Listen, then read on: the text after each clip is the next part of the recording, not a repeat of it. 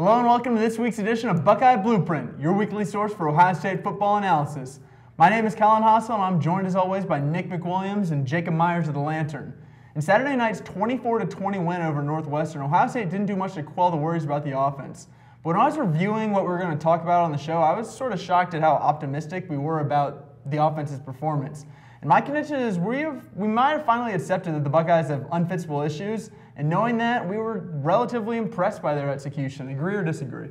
You know, I somewhat agree on this. Watching the game, you know, we saw that Ohio State actually did move the ball down the field relatively, not easily, but I think the second half was a little bit better than the first. You know, JT Barrett connected on a little bit longer passes there, including that KJ Hill one. That was probably the most important pass of the game, really.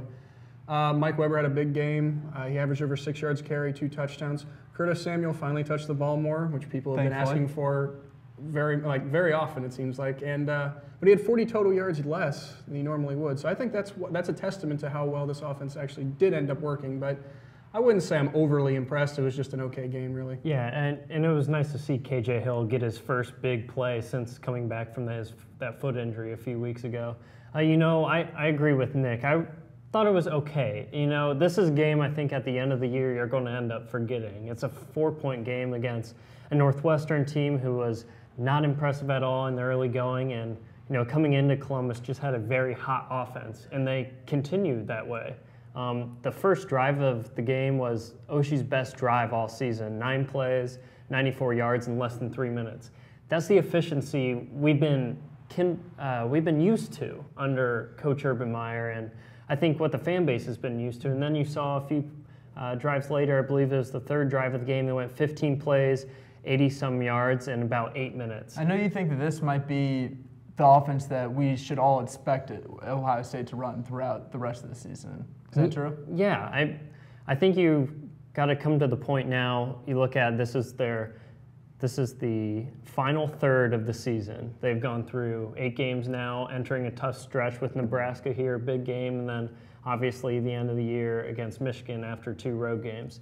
I think this is what you're going to get from the offense, and so far they've been able to live by it. The defense has stood tall, and I think that's what they're going to have to rely on. Here's why I'm relatively impressed, because I don't think that the 24-20 score that dictates what happened in the game at all. I really liked how the offense flowed. They had a few miscues, but at the end of the day, I liked how they leaned.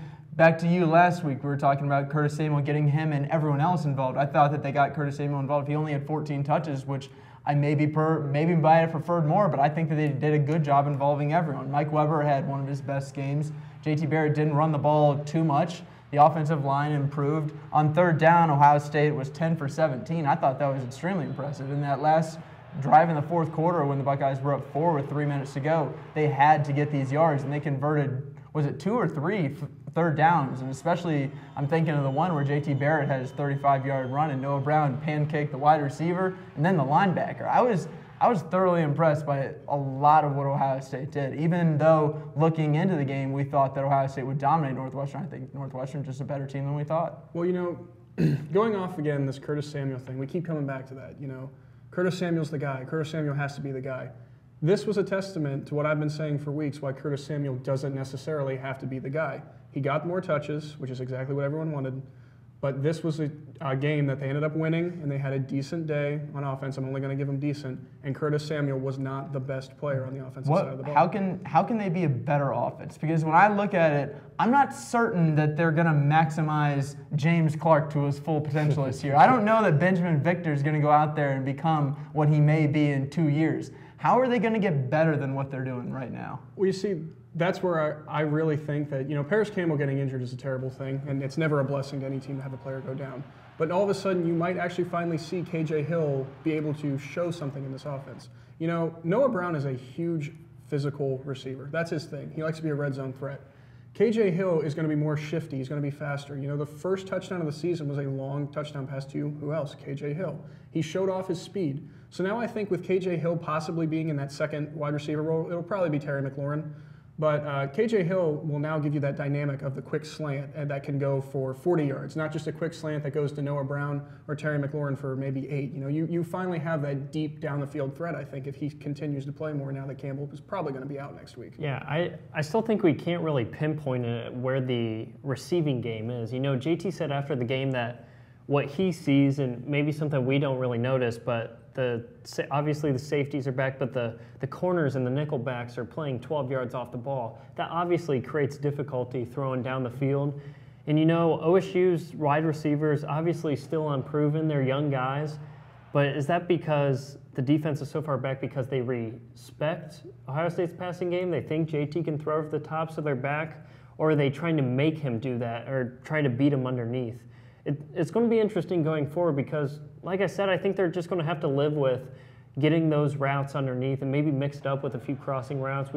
We've seen Marcus Ball get more involved recently. Maybe that's a trend that continues. Yeah. Ohio State's definitely taking what the defense is giving it to them. JT was 21 for 32 for 223 yards. That's a solid day. Yeah, every time that these past 3 weeks that I look at a stat line, I'm like, wow, that's a lot better than I anticipated a stat line being after watching him play. And I think that might be just because he takes what the defense is giving him, and whether that's a good or bad thing, I think Ohio State just might have to live with that because there's no real reason that defense are going to change what they're doing at the moment. I somewhat agree with you on that. However, I have a little bit different take on that. I think it's more JT Barrett may not be, Myers said he's got the keys to the offense. He's the guy who can really run this thing. I don't think you see that when Barrett's out there. I really think he's been limited sometimes on some of the play calling.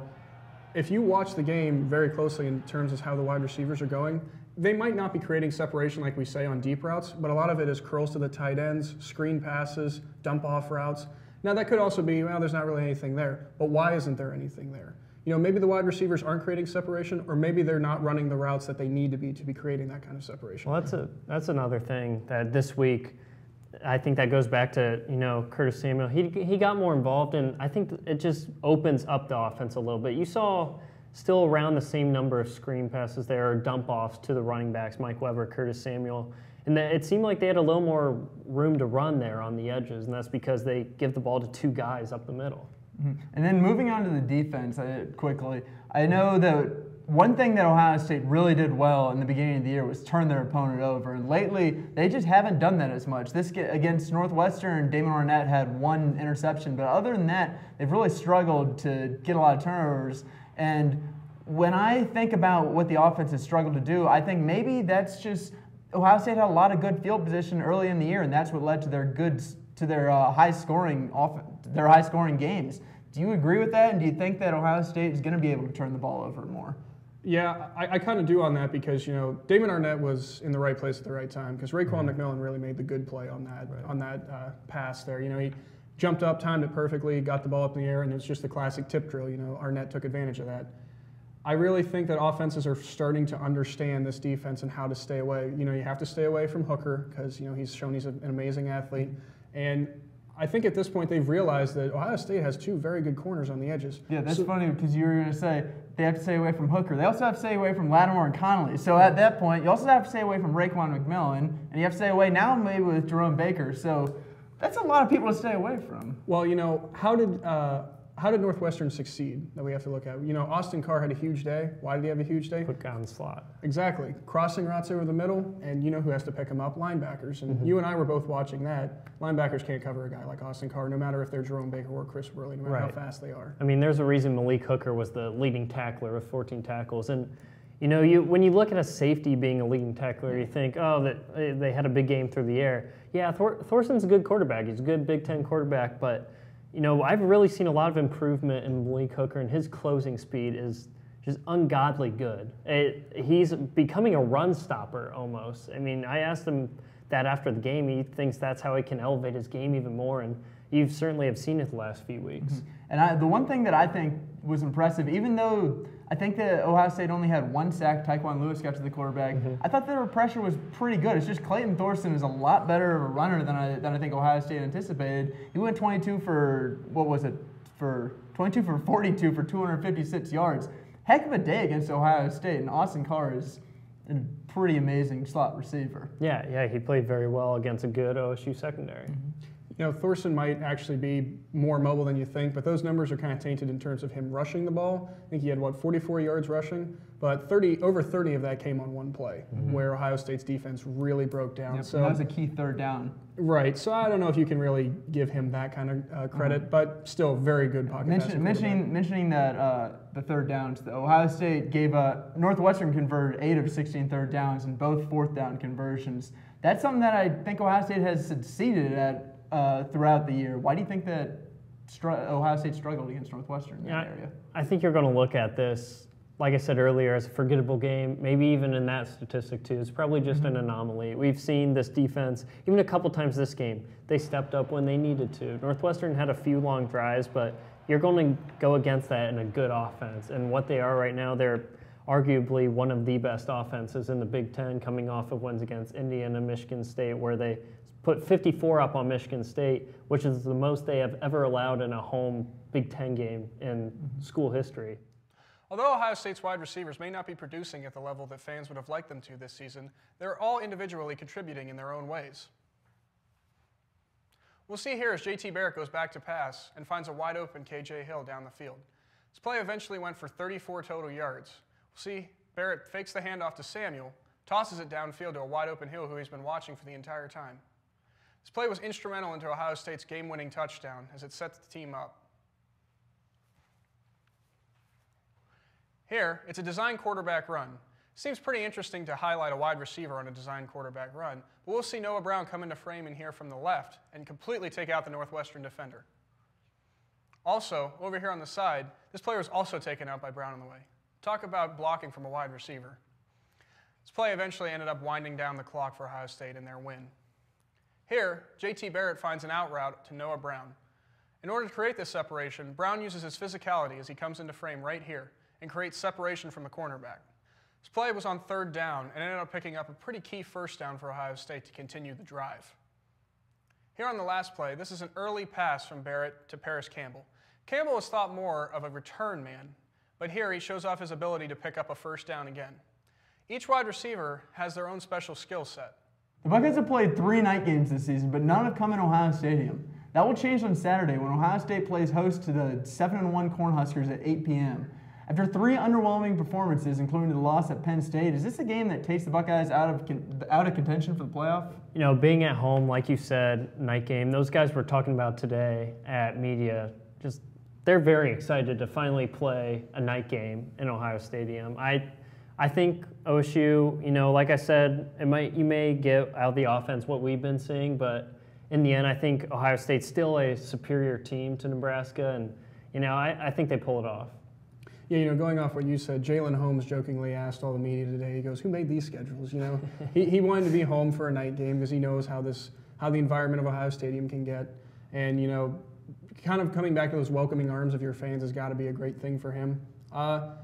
I saw the offensive line really improve against Northwestern. I'm pretty sure their leading sack guy, he didn't even get a tackle, right, in the game. Correct.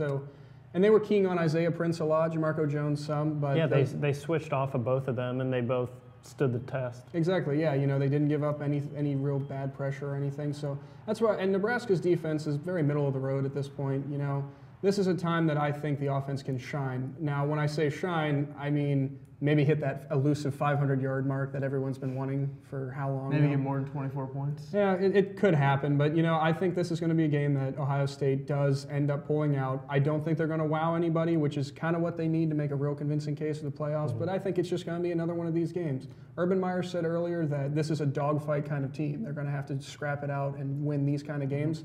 So you're just going to have to kind of get used to it, I guess. When you say dogfight team, that is what I agree. Every single player after the game, after the Northwestern game too, was saying this is a dogfight team. These are the kind of games that they're going to need to win.